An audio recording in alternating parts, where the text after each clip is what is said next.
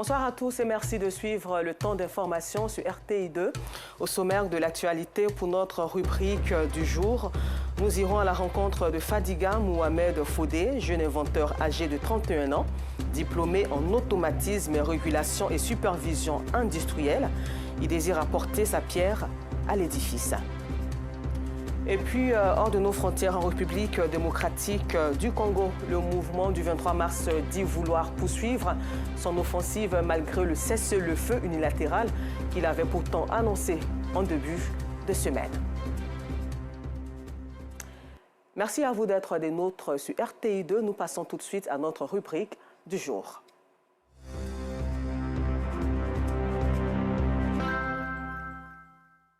Fadiga Mohamed Fodé est un jeune inventeur de 31 ans, créatif et visionnaire. Originaire de la Guinée-Conakry, il est diplômé en électromécanique de l'École nationale des arts et métiers de son pays. Encouragé donc par son père, il vient poursuivre ses études en Côte d'Ivoire en 2019 et intègre le Centre des métiers de l'électricité de Bingerville où il obtient un diplôme en automatisme, régulation et supervision industrielle.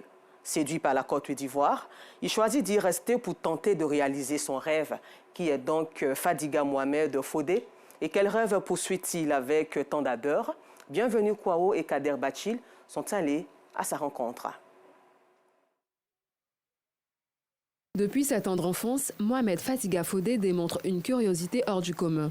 À 14 ans, grâce au soutien de ses parents, il aménage à son propre atelier pour donner libre cours à ses idées. Il démonte, répare, assemble et cherche sans cesse à comprendre le fonctionnement des objets qui l'entourent.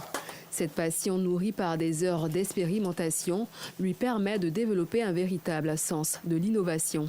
Aujourd'hui, c'est dans sa chambre qu'il conçoit et teste ses inventions. Après les expériences acquises à l'école et aussi mises sur ma partie, je peux dire, concepteur, j'ai accumulé tout ça pour pouvoir donner solution à des problèmes existants. J'ai eu à faire plein d'innovations depuis que je suis arrivé ici et je pense que mes innovations sortent du commun en fait parce que je ne regarde pas l'innovation de quelqu'un pour pouvoir reproduire la même chose. Ma journée est répartie en deux, c'est-à-dire lorsque j'ai des petits boulots, par exemple dehors, je fais des entretiens, je travaille un peu dans les spas, je fais un peu l'entretien des machines. Et si je n'ai pas d'autres boulots, je passe tout le temps à la maison en train de bidouer, en train de faire ce que j'aime faire. Au cours d'un stage à la centrale hydroélectrique de Kossou, à Yamoussoukro, Fadiga fait face à une contrainte. En tant que stagiaire, il ne peut manipuler les équipements. Plutôt que de se résigner, il conçoit une maquette fonctionnelle de la centrale et permet aux autres stagiaires d'acquérir une expérience pratique sans risque. En tant qu'apprenant, si tu ne peux pas toucher aux commandes de quelque chose, qu'est-ce que tu es venu faire? Donc on s'est dit maintenant pour pallier à ça, il va falloir au moins trouver une idée. Et si on faisait la maquette de la centrale même, qui va non seulement permettre aux étudiants ou bien aux stagiaires de lier la théorie à la pratique, d'apprendre la production de l'électricité en passant par la production, en passant par le transport jusqu'à la consommation de l'énergie. Pourquoi pas on ne peut pas faire ça? Si on le fait, déjà, ça va aider peut-être les générations qui vont venir plus tard. Grâce à son esprit d'analyse et à sa volonté de matérialiser ses idées, Fadiga travaille sur plusieurs innovations comme ce parapluie solaire, qui peut être utilisé tant pour sa praticité que pour son esthétique. Si on a la possibilité de charger le portable là-dessus, on est dehors, le panneau solaire charge la batterie qui est logée dans la poignée et ensuite, à travers là, on recharge directement. Non, en plus des parapluies, ici, voici mes projets phares. Ici, déjà, on a des parasols solaires rechargeables. Voici ce que je fais principalement. Et il y a assez de clients qui demandent aujourd'hui. Je vais vous en faire la démonstration une fois dehors. Dans la commune d'Adjamé où il réside depuis plusieurs années, Fadiga identifie un problème récurrent chez les commerçants. Ils se plaignent du soleil le matin et de l'obscurité le soir. Fadiga s'est donc donné pour mission d'apporter une solution en concevant un parasol solaire rechargeable et personnalisable qui offre de l'ombre en journée et une source d'éclairage une fois la nuit tombée. Bien vrai que nous sommes des innovateurs, mais tu ne peux pas te lancer directement dans l'innovation. il faut d'abord répondre à un besoin spécifique. Et étant un observateur, concepteur, j'ai regardé ce que je pouvais apporter. Ce que je vois nos mamans aujourd'hui qui se battent. En tant que jeune Africain, il faut qu'on apporte quelque chose comme soutien à nos propres mamans. Raison pour laquelle j'ai réfléchi et j'ai trouvé que c'est quelque chose qu'on peut leur offrir facilement. Je suis venu dans la maison il n'y a pas très longtemps, mais j'ai pu observer que c'est quelqu'un de vraiment poli, gentil et il est vraiment concentré. J'aime bien sa compagnie parce que quand tu parles avec lui, tu sais que c'est quelqu'un d'intègre et il innove beaucoup. Comme à son habitude, après avoir travaillé sur ses inventions durant une partie de la journée, Fadiga va en prospection et en livraison. Mais avant, il marqua un arrêt chez ceux qu'il considère comme une seconde famille. C'est quelqu'un de bien sur tous les plans. Quand ça ne va pas, il dit carrément que ça ne va pas. On règle le problème tranquillement en famille. Il est un modèle pour la jeunesse à 100%. Il a pas mal de projets qui sont très bien, surtout ce projet de parasol là. Nous, on le soutient comme on peut. Mais si peut-être on a d'autres personnes ou une société même qui peut peut-être le parrainer, franchement, ça sera bénéfique pour lui. Aujourd'hui, Fadiga doit livrer 2 parasols solaires, rechargeables et personnalisables. Et là, tu sors ça là. Attrape ça. Et là, on fait ça.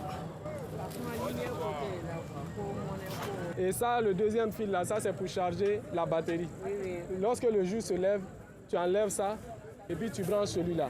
D'ici le soir, la batterie est déjà chargée. Je trouve le parasol très bien, parce que comme ça permet de voir la marchandise très bien. Comme ça, si on te donne le billet, tu vois bien pour faire la monnaie.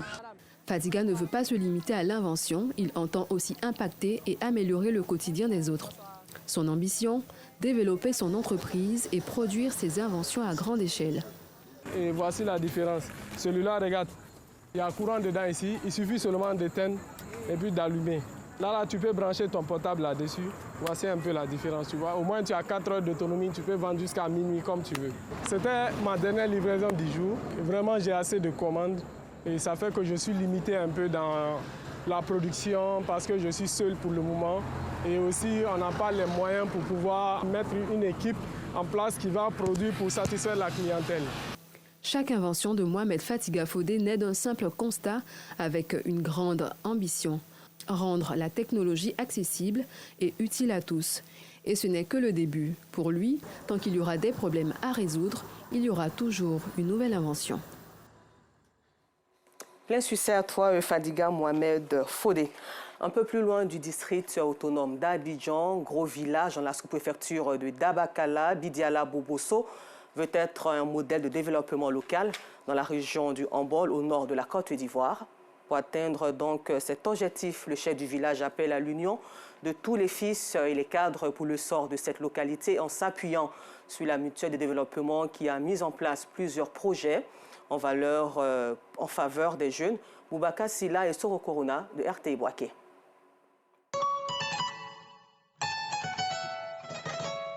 Bidiala Bobosso, dans la sous-préfecture de Ténéné, Bamboroasso. Si ce village est jugé l'un des plus beaux du département de Dabakala dans la région du Hambol, beaucoup de difficultés plombent son développement harmonieux. Ce village fait face à de nombreux défis. Cette localité ne dispose pas de marché pour les échanges commerciaux et le coulement des produits vivriers. On a besoin d'un dispensaire, un grand marché, tout ce qu'un village doit avoir pour se développer. On veut faire des champs de manioc, on a besoin des matériels pour nous aider. Le manque d'un centre de santé rural est un frein à l'accès à des soins de qualité. Quand on est enceinte, pour aller suivre les rendez-vous, on a besoin de prendre des motos. Avec les femmes enceintes aujourd'hui, il y a d'autres qui ont des problèmes de grossesse, avec les fausses couches là. Donc, on a besoin d'un hôpital ici. Malgré l'existence de forages hydrauliques dans le village, l'accès à l'eau potable constitue une contrainte majeure pour une grande partie de la population. La corvée d'eau, un quotidien pour les femmes et les enfants. De longues attentes et parfois des conflits autour des points de ravitaillement, surtout en saison sèche. Quand il y a le temps de saison sec là, il y a problème d'eau. On se réveille à 4 h du matin pour aller puiser l'eau dans les marigots. C'est pas facile en tout cas, c'est pas facile. Même si Bidiala Bobosso est raccordé au réseau électrique national, voir le village éclairé la nuit tombée est une préoccupation pour les habitants. Depuis 2020, on a pu avoir le courant. mais la capacité ne suffit pas le village. Bon, maintenant qu'il y a les activités, les gens ont commencé à prendre les appareils. Bon, ça ne suffit pas. La nuit, on dit qu'il y a le courant dans le mais on est dans le noir. La population de Bidiala Bobosso n'en peut plus du réseau téléphonique mobile défaillant malgré l'existence d'un pylône. Quand il y a une urgence, il faut se déplacer à 1 kilomètre pour pouvoir appeler en ville. Ils ont placé le pylône depuis 2015, mais jusqu'à présent, bon, ce n'est pas activé. On a besoin de réseau pour pouvoir faire nos activités. La seule école primaire dispose de 3 salles de classe. Cet établissement sert aussi pour les villages environnants. Nous comptons 130 élèves pour 3 classes. On a un déficit d'enseignants. Les élèves sont assis 3 sur les tables. Vraiment. Développement d'électrification, le village Bloom, situé dans la commune de Diokwe, à l'ouest du pays, est désormais connecté au réseau électrique. Ce centre d'accueil, d'écoute, d'hébergement et de transit des femmes victimes de VBG est une initiative de l'ONG Bloom. Il vise à accueillir et soulager les survivantes. Le compte-rendu de Georgette Ido Fofana. C'est une joie immense qui anime les populations du quartier Carrefour dans la commune de Diokwe, à l'ouest du pays. Leur cité est désormais électrifiée. Cela grâce à l'ONG Bloom. Nous sommes dans la joie. Aujourd'hui, on vient de recevoir la lumière au quartier Carrefour, précisément le nouveau quartier. Il faut dire que c'est une joie pour nous les femmes. L'impact que l'électricité vient mettre autour des femmes, une femme qui dans le noir va chercher de l'eau au marigot peut être violée, peut être violentée. Et avec la lumière, personne ne viendra agresser une femme, ni les petites filles. Le village Bloom, ce site encore en construction, est un centre d'écoute, d'hébergement et de transit pour les personnes victimes de violences basées sur le genre, VBG. Il est bâti sur une superficie de 5000 m² et vise à faciliter la prise en charge physique, psychologique et médicale des survivantes. Ce projet a été possible grâce à la collecte de fonds lors du dîner gala de charité tenu en décembre dernier à Abidjan. Cette activité revêt une importance particulière pour notre organisation car elle marque un tournant décisif dans le processus de construction du village Bloom, notamment en voyant les habitants autour du village Bloom qui vivaient dans l'obscurité, aujourd'hui qui bénéficient désormais de la lumière. Nous souhaitons que la lumière qui illumine désormais ce village soit le symbole même de notre détermination à construire un avenir meilleur pour toutes les femmes. En plus de l'électricité, les populations ont aussi bénéficié d'eau potable grâce au forage du centre. Créée en 2018, l'ONG Bloom fait de la lutte contre les VBG une priorité. Elle entend accompagner le gouvernement dans l'autonomisation de la femme. L'AREA a organisé tout récemment sa convention annuelle du personnel. À travers cette initiative, elle veut faire de l'aéroport international Félix Houphouët-Boigny d'Abidjan-Port-Boué un hub du trafic aérien de l'Afrique de l'Ouest et de l'Afrique centrale. Laurence Kakra y était. Faire de l'aéroport international Félix Houphouët-Boigny le principal hub de l'Afrique de l'Ouest et de l'Afrique centrale est l'ambition des dirigeants de l'AREA déclinée lors de cette convention annuelle du personnel. Ce moment est non seulement l'occasion de faire le point sur les réalisations de l'année écoulée, mais aussi de partager nos vœux pour l'avenir et de renforcer notre engagement commun autour des valeurs qui nous unissent. Dans l'ensemble, tout ce qu'on avait prévu a été réalisé. Et on a même dépassé les objectifs au niveau de la performance. Dans le plan 2023-2025, c'est 6 axes. Dans l'ensemble, le bilan est très satisfaisant. Pour atteindre ces objectifs, l'AREA compte sur l'expertise et le dynamisme de son personnel. L'objectif 2024 a été atteint. Déjà, ça dépend, on va dire à 100%. On va dire à 100%, pourquoi? Parce qu'au niveau du taux du trafic, nous observons une évolution positive. Également au niveau de l'aménagement des infrastructures, il y a justement beaucoup d'efforts qui ont été faits à ce sujet. Et nous pouvons dire qu'aujourd'hui, sur une année fixée de 3 ans en matière d'objectifs, nous pouvons, oui, le dire à 100%, les objectifs ont été atteints. Et tout cela parce que nous avons un personnel très compétent. Rappelons que l'AERIA est l'entreprise en charge de l'exploitation et du développement de l'aéroport international Félix Houphouët-Boigny d'Abidjan et l'une de ses missions est de permettre aux usagers de l'aéroport de circuler et de travailler en toute sécurité et dans le meilleur confort. Et dans un autre registre, Dimokro, ville au centre de la Côte d'Ivoire, dans la région du Nzi, a été visité par les humoristes et l'équipe de production de l'émission Bonjour du groupe RTI. Les humoristes, comme à leur habitude, n'ont pas manqué d'ingéniosité pour assurer au public un spectacle féerique et déstressant. C'était sur l'esplanade de la Citaraï. Notre reporter Pagasoro Kone de Madongui nous décrit l'ambiance qui a régné à Dimokro. Dimokro, région du Nzi, il est 19h. Mariam Koulibaly, l'animatrice vedette de Bonjour, émission humoristique à succès de la RTI, est fin prête pour le spectacle de Dimokro. Une fois dans son véhicule, direction l'esplanade de la Citaraï le choisit pour accueillir la messe du rire. Après une dizaine de minutes de route, Mariam Koulibaly est là. Le public et les autorités aussi. Chacun suit les humoristes locaux choisis pour la première partie du spectacle. Derrière le podium, l'animatrice écoute les dernières consignes du producteur délégué et de la chargée de production. L'une des infirmières saisit l'occasion pour un contrôle rapide du pôle. Mariam se porte bien et c'est toute heureuse qu'elle retrouve le public de Dimokro. Mine de rien, ça fait quand même 3 fois qu'on fait Bonjour à Dimokro, hein. Donc c'est un plaisir de revenir. C'est sur cette note de gaieté qu'elle monte sur scène. C'est le début du spectacle. Les humoristes, eux, ne manquent pas d'ingéniosité. Ils font montre de leur savoir-faire. Un jour, moi, j'ai croisé Ngo, quand je l'ai regardé, j'ai dit waouh, quelle beauté désinfectante. Elle a commencé à sourire. J'ai dit, mademoiselle, ton regard thérapeutique me plonge dans un couvre-feu sentimental. Et la température modérée et favorable qui s'affiche à l'écran de ton thermomètre pathologique me rassure et me pousse à casser les mesures barrières de mon cœur pour m'engager dans une aventure romantique et émotionnelle avec toi. Le directeur général de la RTI veut saluer le ministre Adama Koulibaly, le maire de la commune de Dimokro. Vous voyez ça, ce monde, restons ensemble dans la parfaite cohésion pour donner le meilleur et surtout pour construire notre belle Côte d'Ivoire. Bonjour Dimokro, une invitation du ministre Adama Koulibaly, maire de Dimokro, représenté par le préfet des régions.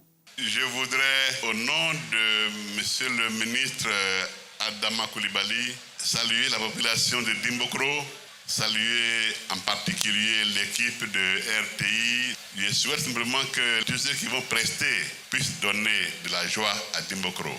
Le public n'a pas boudé son plaisir. Il est reconnaissant à cette initiative du ministre des Finances et du Budget, parrain de Bonjour Dimokro.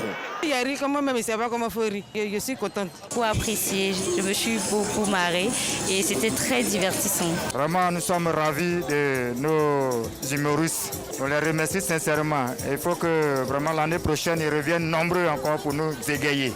Ce sont des populations de Dimokro satisfaites du spectacle qui réclament le retour de cette messe du rire de la radiodiffusion télévision ivoirienne en 2026. À présent, avec Laurence Kakra, mettons l'accent sur la cérémonie d'intronisation du chef du village de Yopougon, Azito. Tambour, chants et danses traditionnelles marquent l'entrée officielle de Diouma Diako Gervais à la tête de la chefferie d'Azito. Désigné par ses pairs de la génération Tchagba, celui qui doit présider aux destinées du village d'Azito a la lourde tâche de continuer les projets déjà entamés et d'initier d'autres projets. Ça fait déjà 4 ans que nous sommes là, la génération Tchagba que nous sommes. Nous avons entamé pas mal de projets, des bâtis. Il faut nécessairement aller jusqu'à la fin de ces bâtis et bien évidemment entamer encore d'autres grands projets pour le village d'Azito. C'est notre aspiration, c'est ce que nous voulons en fait faire du village d'Azito. Au cours de cette cérémonie, le parrain lance un message fort à ses fioles. Un chef n'a pas de parti pris. Le chef doit rassembler. Le chef, c'est celui-là même qui doit rechercher en permanence la cohésion sociale. Né le 10 juin 1975 à Zopé, Gervais Diako Diouma est un ingénieur télécom. Il est marié et père de 3 enfants. Et toujours en Côte d'Ivoire, ce mercredi 5 février au stade de la BAE, quartier Toit-Rouge dans la commune de Yopougon, une artiste portraitiste nommée Mylène Hamon s'est lancée dans la bataille pour battre le record mondial Guinness en matière de portrait en réalisant de ses 10 doigts 150 tableaux de personnalités influentes en 120 heures. Après Zenaïb Bansé dans la gastronomie, cette jeune femme ivoirienne veut voir son nom inscrit dans ce livre de records dans le monde. Des visions soutenues par le ministère de la Culture et de la Francophonie et les populations. Le portrait de ce premier jour avec Théodore Zouzou, Kader Bachil et Aboulaziz Daramé dans nos prochaines éditions. Et puis terminons ce temps d'information en République démocratique du Congo, où l'Alliance Fleuve Congo, dont le groupe armé du mouvement 23 fait partie, a tenu ce jeudi 6 février son premier meeting. Des milliers de personnes étaient rassemblées au stade de l'Unité. À cette occasion, le mouvement 23 a dit vouloir poursuivre son offensive malgré le cessez-le-feu unilatéral qu'il avait pourtant annoncé en début de semaine. L'AFC, le M23, a aussi officialisé ce mercredi la nomination d'autorités parallèles dans un communiqué. Encore merci à vous de nous avoir suivis et bonne suite de programme sur RTI2.